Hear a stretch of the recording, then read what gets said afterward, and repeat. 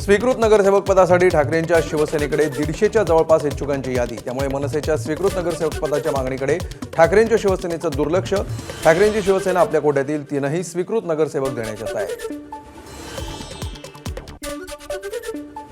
कोत्या मनाच्या प्रवृत्तीकडून कधीही स्वीकृतीची अपेक्षा बाळगू नये। मनसेच्या स्वीकृत नगरसेवक पदाच्या मागणीवर मनसेचे मुंबई अध्यक्ष संदीप देशपांडे यांचं स्टेटस। मनसेचा केसानं गळा कापण्याचं काम उद्धव ठाकरेंनी केलं। मनसेच्या स्वीकृत नगरसेवक पदाच्या मागणीकडे ठाकरेंच्या शिवसेनेचं दुर्लक्ष केल्यानंतर नवनाथ बन यांची प्रतिक्रिया। येणाऱ्या काळामध्ये राज ठाकरे सोबत असतील का, बन यांचा सवाल। शिवसेना नेत्या शायना एनसी यांनी घेतली राज ठाकरेंची भेट। शिंदेंच्या भेटीनंतर शिवसेनेच्या आणखी एक नेत्या राज यांच्या भेटीला आल्यामुळे चर्चा नव्हती।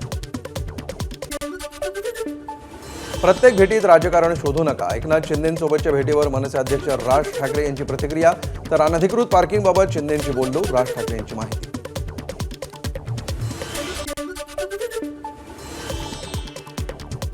भिवंडीत भाजपला मोठा धक्का। बंडखोर नारायण चौधरींची महापौरपदी निवड। चौधरींना मिळाली 48 मतं, तर भाजपच्या अधिकृत उमेदवार स्नेहा पाटील यांना केवळ 16 मतं। नाशिक महापालिकेच्या पहिल्याच महासभेमध्ये ठाकरेंच्या शिवसेनेच्या नगरसेवकांची निदर्शनं। शहरातील विकास कामं बाह्य यंत्रणांमार्फत करू नयेत अशी मागणी।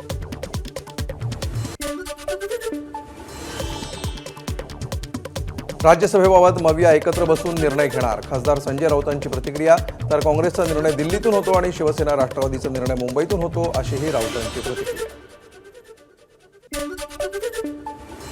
शरद पवारांनी अनेकदा राज्यसभा आणि विधान परिषद निवडणुकीमध्ये काँग्रेसच्या उमेदवारांचा पराभव घडवून आणला। भाजप प्रवक्ते केशव उपाध्येंचं वक्तव्य। तर आता स्वतःसाठी काँग्रेसची मनधरणी करण्याची वेळ पवारांवर आली, उपाध्येंची टीका।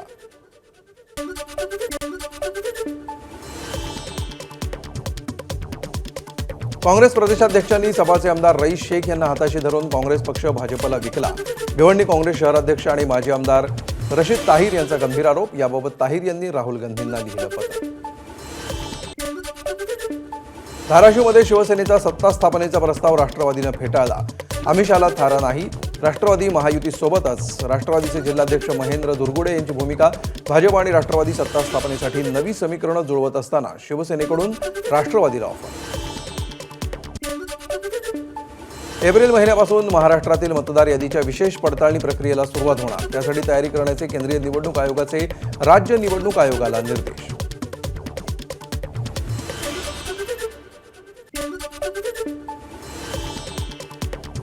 मुंबईतील भाजप कालिदास कोळंबकरांचं आमरण उपोषण सुरू। पोलिसांना मालकी हक्काची घरं मिळावीत यासाठी कोळंबकरांचं उपोषण।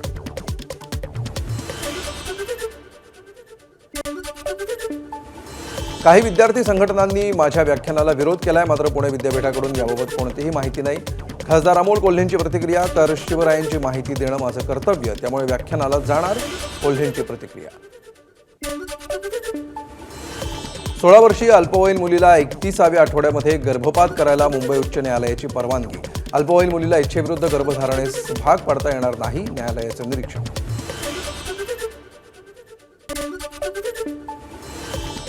स्वतःच्या मर्जीनं मुलासोबत गेल्याचा भिगवण प्रकरणातील मुलीचा पोलिसांना जबाब। आपल्या सदर तरुणावर प्रेम होतं, घरच्यांनाही ते सांगितलं होतं, मात्र ते जबरदस्तीने दुसऱ्या मुलाशी लग्न लावून देत होते, त्यामुळे पळून गेल्याचा मुलीचा जबाबात उल्लेख। भिगवण प्रकरणातील प्रेमीयुगुल शेजारी राहतात, तर पळून जाण्याची काय गरज। मुलीला वडील नसल्यामुळे तिच्यावर दबाव टाकण्यात येतोय, भाजपचे आमदार गोपीचंद पडळकर यांचा तरुणावर आरोप। अल्पवयीन मुलीचं अपहरण करून अत्याचार करत तिला तब्बल 5 दिवस जंगलात ठेवलं। अहिल्यानगरच्या राहुरी तालुक्यातील धक्कादायक घटना। घटनेनंतर परिसरामध्ये तणावाचं वातावरण।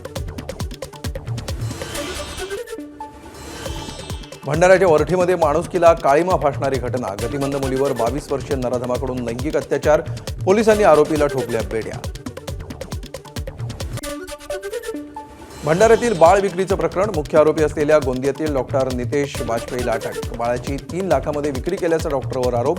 पोलीस कारवाईपासून वाचण्यासाठी डॉक्टरनं स्वतःवर ब्लेडनं वार करत आत्महत्येचा प्रयत्न केला होता। धुळ्याच्या साक्री तालुक्यातील पिंपळनेर गावामध्ये एका विवाह सोहळ्यातील हाणामारी प्रकरणामध्ये एकूण 4 जणांना अटक। अनिल गोसावी या चौथ्या आरोपीला गुजरातमधून अटक. पिंपळनेर गावातील विवाह सोहळ्यादरम्यान झालेल्या हाणामारीमध्ये 3 जणांचा मृत्यू झाला होता. हिंगोली जिल्ह्यामध्ये मूर्तिजापूर सावंगी शिवारामध्ये तब्बल अर्ध्या एकरवर अफूची लागवड.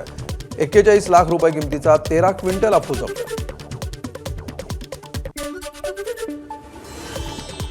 वर्ध्यामध्ये अंमली पदार्थांची विक्री करणाऱ्यावर कारवाई. दुचाकीसह 1,56,000चा मुद्देमाल जप्त. रामनगर पोलीस ठाण्याच्या गुन्हे शोध पथकाची कारवाई. धुळ्यामध्ये एसटी बसमधून 10 किलो गांजाची तस्करी करणारा संशयित अटकेत. थाळनेर पोलिसांची कारवाई. शिरपूरकडे जाणाऱ्या एसटी महामंडळाच्या बसमधून गांजाची वाहतूक होत असल्याची मिळाली होती माहिती.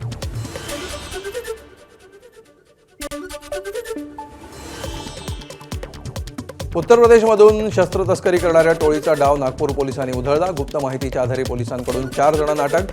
2 देशी पिस्तुलं, 4 मॅगझिन आणि 34 जिवंत काडतूसह आरोपींकडून जप्त. भंडाऱ्यातील साखरी गावामध्ये चोरी केलेल्या दुचाकींची विक्री करणारी टोळी गजाआड. भंडारा आणि गोंदिया जिल्ह्यातील 12 दुचाकी चोरी केल्याची आरोपींची कबुली, तर 9 दुचाकी साकोली पोलिसांनी हस्तगत केल्याची माहिती. या प्रकरणी 2 अल्पवयीन मुलांसह 6 जणांना अटक.